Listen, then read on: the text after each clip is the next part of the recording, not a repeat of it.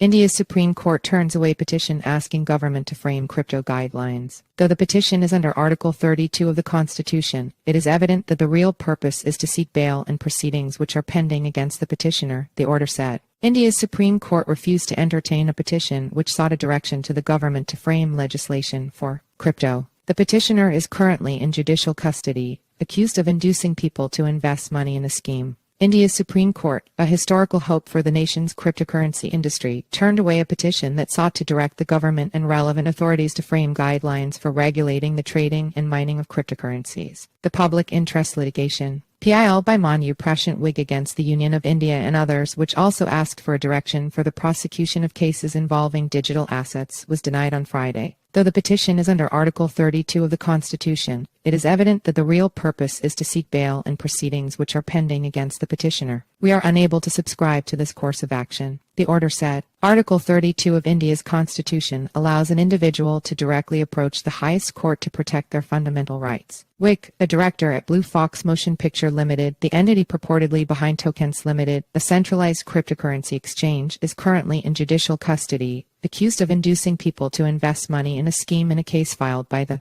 Economic Offence Wing of Delhi Police, according to Bar and Bench, a domestic news platform covering India's courts. More than 130 victims have alleged that they were defrauded. Earlier this year, Wig's wife also filed for and won anticipatory bail from a court as the investigation team sought to question her. In 2020, the Supreme Court overturned a 2018 notice from India's central bank which effectively banned banks from supporting or engaging in crypto transactions, giving life to the industry. But in 2022, India introduced stiff taxes, which the industry saw as a shadow ban. Payment processors cut off local crypto exchanges, and the government undertook enforcement actions against at least 10 crypto exchanges, leaving them fighting for survival. Why should the Supreme Court look into this? Asked the bench, composed of Chief Justice of India D.Y. Chandrachud and Justices J.B. Partiwala and Manoj Misra, according to the Bar and Bench report. However, according to the order, India's top court gave Wig the liberty to move the appropriate court for the grant of regular bail, because the relief concerned is more in a nature of a legislative direction.